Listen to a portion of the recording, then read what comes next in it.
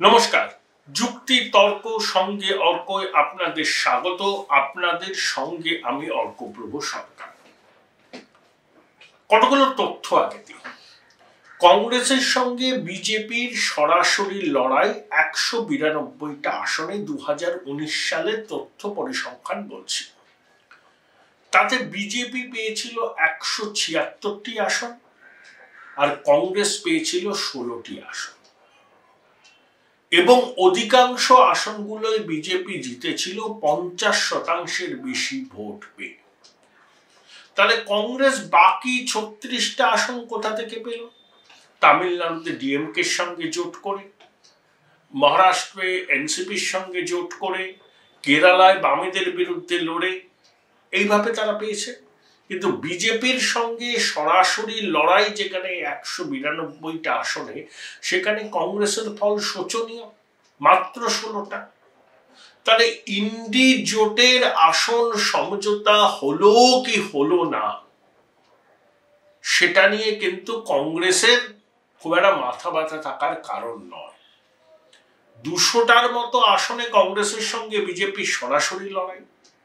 সেই ২০০টা আসনে কংগ্রেস যদি সম্মানজনক ফল করতে পারে, তাহলে বাকি আসনগুলো থেকে কুড়িয়ে বাড়িয়ে গোটা ৬০টা আসন পেলে কংগ্রেস ওই ১২০-২৫টা পেতে পারে। তাই ডিএমকে সঙ্গে কংগ্রেসের জোট আছে, ওখানে ডিএমকে বড়সড়ি কংগ্রেসকে আসন দেবে। ঝাড়খণ্ডে কংগ্রেস লড়বে, মহারাষ্ট্রে এনসিপি কংগ্রেস আর উদ্ধবের সঙ্গে সমঝোতা হবে, কেরলে বামেদের সঙ্গে সরাসরি লড়াই। কিন্তু তার বাইরে গুজরাট, হিমাচল, মধ্যপ্রদেশ, ছত্তিশগড়, রাজস্থান, হরিয়ানা, এইসব রাজ্যে কংগ্রেসের সঙ্গে, কর্ণাটক, কংগ্রেসের সঙ্গে বিজেপির সরাসরি লড়াই। সেখানে কংগ্রেসের ট্যালি শোচনীয়। বিজেপি ১৭টা রাজ্যে কেন্দ্রশাসিত অঞ্চলে ক্ষমতায় আছে, আর কংগ্রেস ১৭টা রাজ্য এবং কেন্দ্রশাসিত অঞ্চলে লোকসভায় কোনো আসনই পায়নি ২০১৯-এ। তাহলে এই হচ্ছে ফিগার। এই ফিগারকে মাথায় রেখেই কংগ্রেসকে তাদের কর্মসূচি ঠিক করতে হবে, আসন সমঝোতার রাস্তায় যেতে হবে। সবার আগে যে যে জায়গায় কংগ্রেসের সঙ্গে বিজেপির সরাসরি লড়াই, সেখানে কংগ্রেসকে উচিত বিজেপি যাতে শক্ত চ্যালেঞ্জের মুখে পড়ে সেটা নিশ্চিত করা। এখানে ইন্ডি জোটের সাফল্যের চাবিকাঠি লুকিয়ে রয়েছে। কংগ্রেস যদি ওই ২০০টার মধ্যে অন্তত ৬০-৬৫টা পায় আর বাকি জায়গা থেকে আরো গোটা ৫০ পায়, তাহলে ১০০ ক্রস করতে পারবে। তাহলে ইন্ডি জোট একটা শেপ নিতেও পারে। প্রথম ইউপিএতে কংগ্রেস পেয়েছিল ১৪৪, দ্বিতীয় ইউপিএতে ২০৯, প্রথম ইউপিএতে কংগ্রেস ১৪০, বামেরা ৬১, আরজেডি সম্ভবত অনেকগুলো পেয়েছিল ২৪টা। তো তাতেই তো জোট হয়ে গেছিল, তাতেই স্থায়ী হয়েছিল। তাহলে অ্যাঙ্কার পলিটিক্যাল ফোর্স না থাকলে কোনো অবস্থাতেই জোটের স্থায়িত্ব হয় না। তাই মমতা বন্দ্যোপাধ্যায় কংগ্রেসকে ৯টা আসন দিলেন, স্টালিন কংগ্রেসকে কটা আসন দিলেন, ঠিক আছে, এগুলো কংগ্রেস নেতৃত্ব বিবেচনায় রাখতেই পারে। উদ্ধব, শরদ পাওয়ার, কংগ্রেস তিনজনের আসন সমঝোতায় ৪৮টার মধ্যে কে কটা ভাগে পাবে সেটা নিয়ে কংগ্রেস নেতৃত্ব আলাপ আলোচনা চালাতেই পারে। কিন্তু যে রাজ্যগুলোতে কংগ্রেসের সঙ্গে বিজেপির সরাসরি লড়াই, সেখানে কংগ্রেসের পারফরমেন্সের উন্নতি না হলে কোনো অবস্থাতেই কণামাত্র চ্যালেঞ্জ তারা বিজেপিকে দিতে পারবে না, এবং ইন্ডি জোটের পতন অবশ্যম্ভাবী। এখনো পর্যন্ত কি আপনাদের মনে হয় যে ২০০টা আসনে কংগ্রেসের সঙ্গে বিজেপি সরাসরি লড়াই, সেখানে কংগ্রেস আগের বারের থেকে ভালো ফল করবে? রাম মন্দিরের উদ্বোধন ২২ তারিখ, মোদি গ্যারান্টি, গোবলয় হিন্দু কনসলিডেশন এবার অতীতের সব রেকর্ডকে ম্লান করে দেবে, এবং নেতৃত্বের প্রশ্নে গণভোট। মোদিজির বিকল্প হিসাবে রাহুল গান্ধীকে এখনো দেশের লোক অ্যাকসেপ্ট করেনি। তাহলে বিজেপি ওই রাজ্যগুলোতে আগের বারের মতো ফলাফল করবে, এবং উত্তরপ্রদেশে তাদের আসন সংখ্যা বাড়তে পারে ১৯-এর থেকে ১৪ রেকর্ডও তারা ভেঙে ফেলতে পারে। উত্তরপ্রদেশে কংগ্রেস যদি অখিলেশের সঙ্গে জোট করে, অখিলেশ কটা আসন চাইতে পারে কংগ্রেসকে? বড়জোট ৫টা, তার বেশি কংগ্রেসের পাওয়াও উচিত নয়। তাই কংগ্রেসের ওইসব দিকে ছেড়ে দিয়ে যে 200টা আসনে লড়াই হবে, সেই 200টা আসনে বিজেপির সঙ্গে একেবারে কাঁটে কাটাক্কার সুনিশ্চিত করা। কিন্তু যা পরিস্থিতি, কংগ্রেস ওই 2019-এর ফলাফলই হয়তো আটকে থাকবে। সদ্য সমাপ্ত 3টে রাজ্যের বিধানসভা নির্বাচনের ফলাফল সেরকমই ইঙ্গিত দিয়েছে। আর লোকসভা নির্বাচন নেতৃত্বের প্রশ্নে গণভোট, নরেন্দ্র মোদীর বিকল্প কে, সঙ্গে ভ্যালু এডিশন, রাম মন্দির নিয়ে হিন্দু আবেগের বিস্ফোরণ, মোদী গ্যারান্টি। তাই এ কথা বলে রাখা যায়, দেয়াল লিখন, ইন্ডিজোটের ভরাডুবি আসন্ন। নিজেরাই দেখতে পাবেন ইন্ডিজোট কিভাবে মুখ তুবড়ে পড়বে। এবং কংগ্রেস 1952টা আসন পেয়েছিল, তার আশেপাশেই আসন পাওয়ার সম্ভাবনা। কংগ্রেসের আসন বাড়বে তেলেঙ্গানায়, কিন্তু কেরলে যা আসন তারা পেয়েছিল একটি বাদে সব পার্টি পাবে না। কর্ণাটকে কংগ্রেস ক্ষমতায় থাকলেও ওখানেও গেরুয়া ছড়বে। Join Indian Institute of Hotel Management now. Right choice, right decision. তাহলে কংগ্রেস আসনগুলো পাবে কোত্থেকে? এটাই তো প্রশ্ন। আর বিজেপির সঙ্গে সম্মুখ লড়াইয়ে কংগ্রেসের ফল 2019 থেকে আহামরি ভালো কিছু হবে না, একটা দুটো বেশি পেতে পারে, আবার কেরল থেকে কমবে। তাই ওই সব মিলিয়ে ওই একই সংখ্যক আসন পেতে পারে।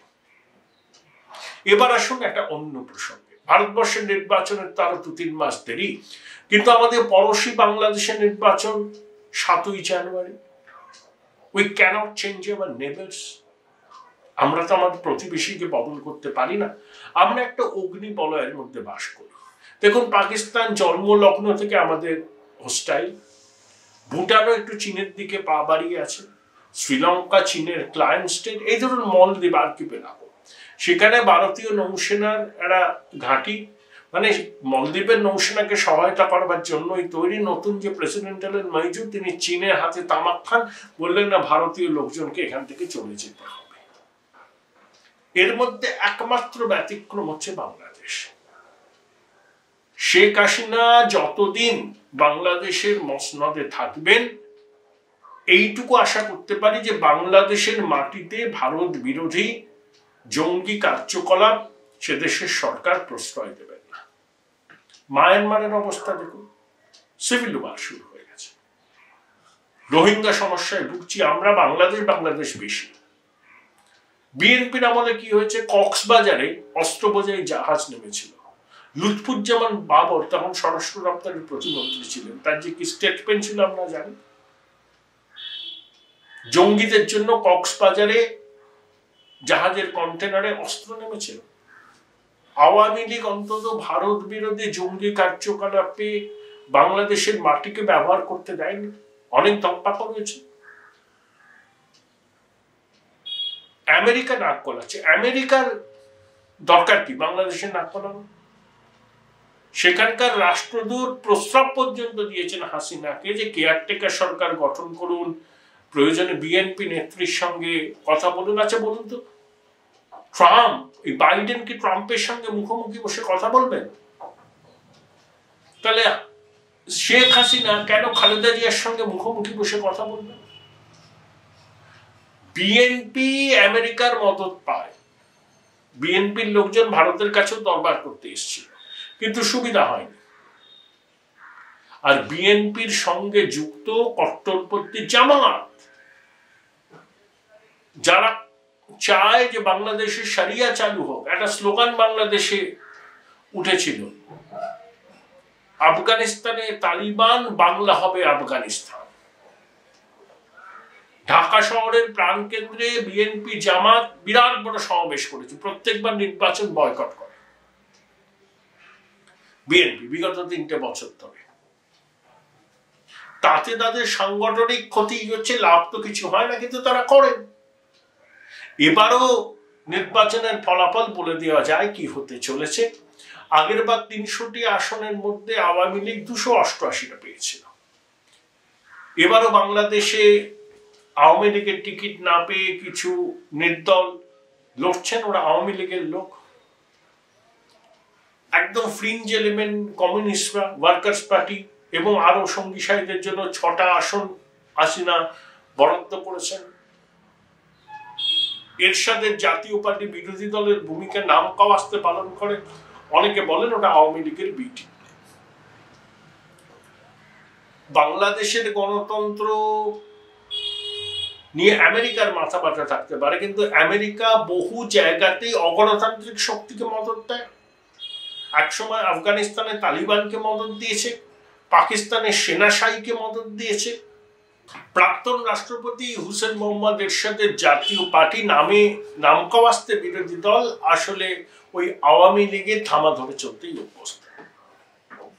আমেরিকা নিজেদের দেশের মধ্যে গণতন্ত্রের সাধনা করে, মুক্ত চিন্তার কথা বলে, কিন্তু আফ্রিকা মহাদেশের বিভিন্ন দেশে, এশিয়ায়, দক্ষিণ পূর্ব এশিয়ায় আমেরিকা সবসময় নিজেদের স্বার্থ সুরক্ষিত রাখতে স্বৈরতান্ত্রিক সেনা শাসকদের সমর্থন করেছে। পাকিস্তান হচ্ছে IMF অ্যাডিক্ট। জন্মলগ্ন থেকে পাকিস্তান এখনো পর্যন্ত 22 বার IMF এর কাছ থেকে বেল আউট প্যাকেজ নিয়েছে। তাহলে পাকিস্তানের নেতৃস্থানীয় মাঝে গিয়েছিলেন আমেরিকা, সেখানে তাদেরকে রাজার হালে রাখা হয়েছে, আপ্যায়ন করা হয়েছে। IMF এর আমেরিকা প্রশাসনের নির্দেশে IMF ওই $3 বিলিয়ন ঋণ মঞ্জুর করেছে। ফিনান্সিয়াল অ্যাকশন টাস্ক ফোর্স আমেরিকাকে দূষর তালিকায় রেখেছিল, বার করা হয়েছে। কিন্তু গণতান্ত্রিক দেশ বাংলাদেশ, যেখানে নির্বাচন হয়, তার প্রধানমন্ত্রী সেখানে আমেরিকার রোশানলে পড়ছেন। এটাই হচ্ছে ট্র্যাজেডি। ভারত যেটা করছেও, যে পরিষ্কার বলে দিয়েছে ভারত যে বাংলাদেশের নির্বাচন, সেখানকার মানুষ গণতান্ত্রিকভাবে তাদের সরকার গঠন করবে, এবং ভারতের একমাত্র কনসার্ন যে বাংলাদেশের মাটি যেন আর ভারত বিরোধী জঙ্গি কার্যকলাপে ব্যবহার না হয়। এবং অনেকেই মনে করেন শেখ হাসিনা হচ্ছে ভারতের পক্ষে সব থেকে নির্ভরযোগ্য বন্ধু। তাই বাংলাদেশের ভোট কি হবে সেটা সেখানকার মানুষ ঠিক করবে। আমেরিকা কয়েক হাজার মাইল দূর থেকে এসে যদি জ্ঞান দেয়, যদি হুমকি দেয় যে র্যাপিড অ্যাকশন ব্যাটালিয়নের কর্তা ব্যক্তিদের ভিসা দেওয়া হবে না যদি তারা নির্বাচনে নিরপেক্ষভাবে কাজ না করে, আমেরিকার এই দাদাগিরির তো কোনো মানে হয় না। পাকিস্তানে তো কার্যত সেনাশাহী চলছে। মায়ানমারের জুন্টা সরকারের বিরুদ্ধে তাদের ভূমিকা কি? অতএব আমেরিকার এই নাক কলানো দাদাগিরি কখনোই সমর্থনযোগ্য নয়। বা আমাদের একেবারে কাছের প্রতিবেশী বাংলাদেশে গণতান্ত্রিক পদ্ধতি থাকুক, এবং সেখানে যে সরকারই প্রতিষ্ঠিত হোক না কেন, ভারত বিরোধী কার্যক্রমে বাংলাদেশের মাটি যেন ব্যবহার করতে দেওয়া না হয়, এটা আমরা সকলেই চাই, এবং ভারত সরকারের উচিত সেই বিষয়টাকে নিশ্চিত করা। এখানেই বাংলাদেশের নির্বাচনের তাৎপর্য। তবে আমাদের দিদির সঙ্গে হাসিনার একটা মিল আছে। দিদি যেভাবে পঞ্চায়েত নির্বাচন বিরোধী শূন্য করেন, হাসিনাও চেষ্টা করেন তাদের সংসদের নির্বাচন যেন বিরোধী শূন্য হয়। আর তিস্তা চুক্তি, কিউসেক সর্বস্ব পার্টি গণিতকে যারা মনে করেন এই চুক্তির প্রধান বিবেচ্য হওয়া উচিত, তারা মূর্খেশ্বরকে বাস করে।